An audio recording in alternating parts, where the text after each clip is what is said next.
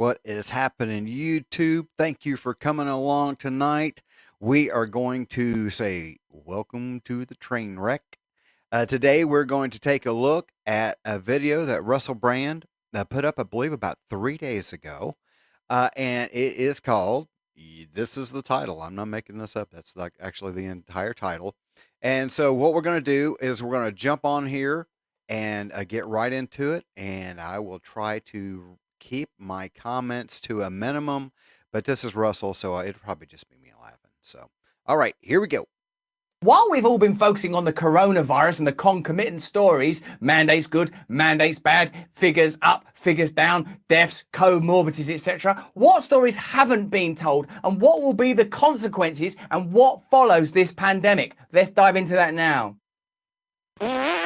Hello there, you 4.7 million shimmering miracles. I'm so glad we're here together. We get to have this conversation. We get to learn and change the world. Now, I know we use titles that are appealing and catchy, like, if you thought the pandemic was bad, wait till you see what's next. But the story behind that's a fascinating one, and one that I want you to understand. We've all been not necessarily distracted because the coronavirus is certainly an impactful phenomena, however you look at it. But what's happening now and what's also been happening during that 2 years is very interesting. News stories are emerging. Let's look at those now. In 2020, the number of miles Americans drove fell 30% because of the pandemic, but the number of traffic deaths rose by 7%. Why would Americans be driving so much more recklessly during the pandemic? But then in the first half of 2021, according to the National Highway Traffic Safety Administration, motor vehicle deaths were up 18.4% even over 2020. Ow. Contributing factors, according to the agency, included driving under the influence, speeding, and failure to wear a seatbelt. I guess where this article is going is when there is something like a pandemic that dominates a national and indeed global narrative, it perhaps masks secondary narratives that are impactful and affecting in their own way. Stories like these and statistics like these indicate a general malaise. Is a culture in decline? Are we entering a particular form of civilization's endgame? It seems pretty clear to me that we are. This is an epochal moment. Something we need to be aware of is transition. Transition doesn't necessarily mean deterioration. It means be aware, because we're about to enter a liminal space that could go in either direction. I suppose the coronavirus narrative has been so tightly controlled and amplified so strongly that we've been distracted from and not invited to examine secondary narratives around mental health, addiction, other consequences of the kind of changes and measures that have been implemented.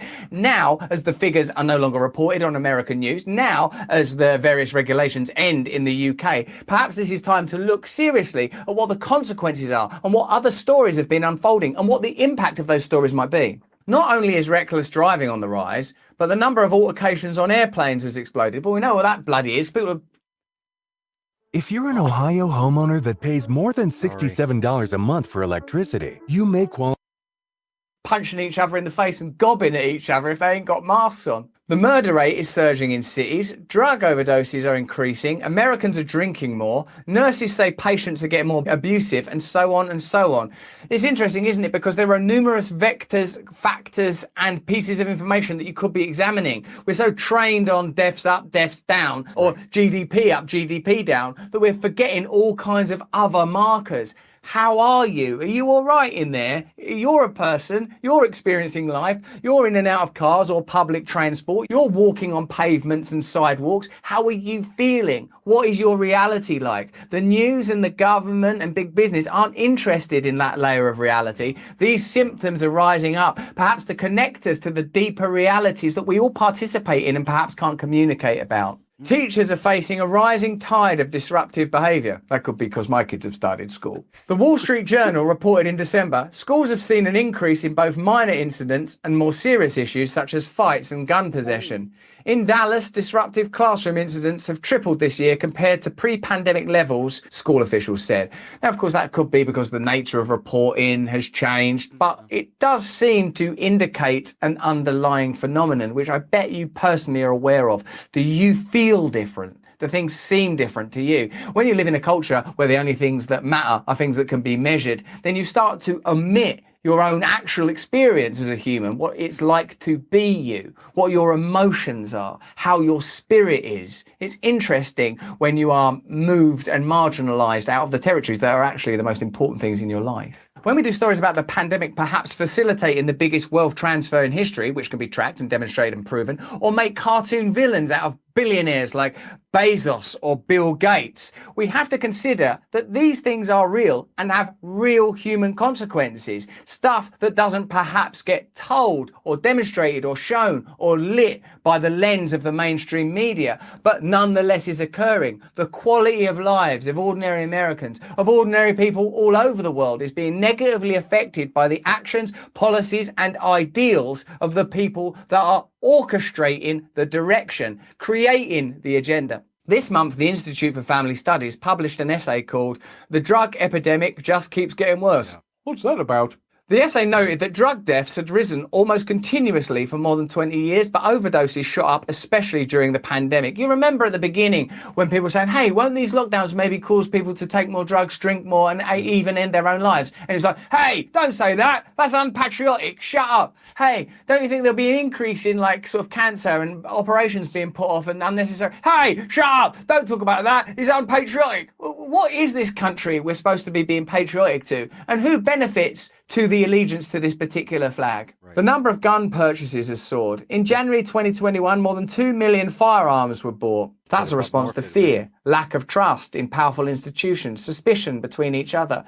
All physical actions have an emotional element, an emotional component. As Americans' hostility towards one another seems to be growing, their care for one another seems to be falling. When you look at the media, that's hardly surprising, is it? All of the generation of negative propaganda, of reasons to dislike one another, the amplification of ideas. Made a joke about their airline spats and fights and brawls, but there you can literally see it. People are so energized by their opinion around whether or not to wear a mask because of media information that is escalating already frightened, fearful, and tense emotion. A study from Indiana University's Lilly Family School of Philanthropy found that the share of Americans who give to charity is steadily declining. That's a kind of sad thing too. Obviously there's an economic component, but if compassion is decreasing because you're continually told, oh, there's these people and it's their fault that they're this or it's their fault that they're that. This isn't the first time we've seen that. That's what all prejudice and bigotry is based on. They're different, it's their fault. Don't think about them. They're homeless, it's their fault. Who cares? If you start to amplify those narratives, there will be a consequence. In the year 2000, 66.2% of households made a charitable donation, but by 2018, preceding the pandemic, of course, only 49.6% did, so we're creating a less compassionate society. The share who gave to religious causes dropped as worship service attendance did, but the share of households who gave to secular causes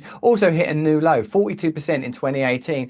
We're experiencing the stripping away of meaning, of connection, of our values as human beings, as spiritual beings. These feelings of altruism, compassion and trust are being replaced by suspicion, doubt and fear.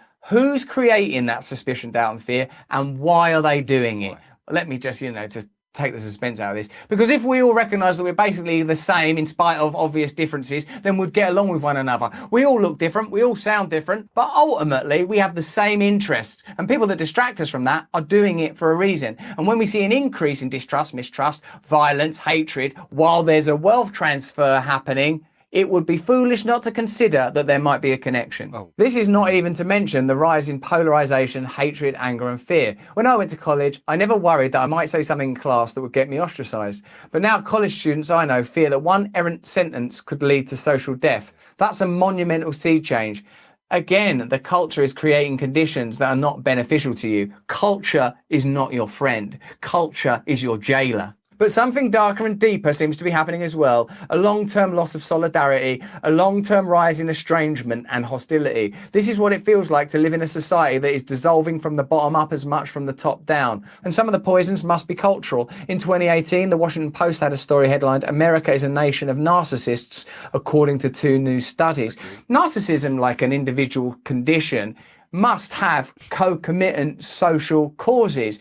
If you're continually staring at a screen, scrolling, worrying about your appearance, fearful that if you say one wrong thing, you'll be socially ostracized, it does create self-obsession. That's what narcissism means. You're so obsessed with yourself that your reflection is appealing enough to cause you to die, to spiritually die. And these conditions are indeed cultural. They are created by a culture that doesn't want solidarity and union, because through solidarity, which can only be achieved after awakening, and unity that can only be achieved if you are individually awake, if you're alert and present, you can create new worlds. That is the good news here. We started this by saying, what will follow the pandemic? Will it be something worse? Well, the answer is, it's up to you. You can individually awaken. You can treat people well. You can make a decision not to spit at someone because they don't agree with your perspective on a contemporary issue. Yeah. We can start to focus on where power is concentrated. We can start to organize like the Canadian truckers are, or the Indian farmers do, to create conditions that are beneficial. And we have to look beyond polarization. We have to get beyond these people disagree with me. That's what they want you to be doing. That should be reason enough for you to stop it. When you find yourself thinking and saying things that the mainstream media wants you to think and say, stop and reflect immediately. But that's just what I think. What do you think? And more importantly, how do you feel? How have you found the time of this pandemic? Are you fearful about going forward? What things are you doing to keep yourself together? What communities are you participating in? How are you going to stop yourself sliding into the dystopia that is being created for you? Let me know in the comments below. Give the... All right. So I love Russell. He does speak very quickly, so you have to listen quickly. But the thing is he kind of reminds me in a certain vein of other, and he's very liberal. Okay, he has said repeatedly that his ideology is diametrically opposed to that of the last president. So he's not coming at this from a political slant, and he, as he says all the time, he lives in the UK. He doesn't care what happens over here in our politics. But one of the things that he wants to is a major focus of his, to the point that he has a secondary channel focused on it, as I do. We focus on things that we feel are of a deeper importance than just what we're discussing here today. But the one thing that he always points out is that eventually you need to wake up. And it's not to wake up to be a dead fish that floats downstream, but wake up to what is going on around you and see for your own eyes and start questioning. I don't understand what happened 2 years ago when we were no longer allowed to question anything. Since freaking when? Since when? Why? Whenever someone tells you you're not allowed to ask questions, you should be worried. You should be really, really worried. See, because if you have something if you know all about something, if you're secure about something, the questions are not going to bother you. Okay. You ever been in a relationship where people ask you a bunch of questions, but you're in love with that person, and then when they ask them, you have an answer? They say that's how life works. Is when you have an answer, you give it. And we're not getting answers. And it's actually getting muddier. And so if you have been following any of the congressional hearings that have gone on in the last few months, there's a lot of things coming down the pike that probably should have a long time ago, but because the way our system is set up, it just legally was not even possible. So if you have any questions or comments, please feel free to leave them down below. You can do that while we're live chatting, or you can leave them on the comments in the rebroadcast. If this is content that you enjoy, please like, share, and subscribe. Whenever I do these, in case you missed it, I try to keep my commentary to a minimal because I know you just want to watch the personality. But this was just, again, I watched 15 seconds of it. I'm not exaggerating, 15 seconds in, and I'm like, oh yeah, I got to do this video tonight. So join us tomorrow at 7 o'clock, and I'm going to find a video from Bill Maher. Let me get this off here. Get a video from Bill Maher. I've been watching some of his stuff, and I tell you, I used to think he was really funny, and then he got not funny. He got too serious. And then I'm thinking he's actually getting funny again because, sometimes when you look at insanity, you just have to laugh. So, and again, he could not be any more opposed to the last president who was in the White House than Bill Maher or Russell Brand. So I'm not trying to push a narrative. I'm trying to say that maybe we should all wake up and smell the coffee. So, all right, guys, thanks for stopping in, and I will see you tomorrow night at 7. Bye.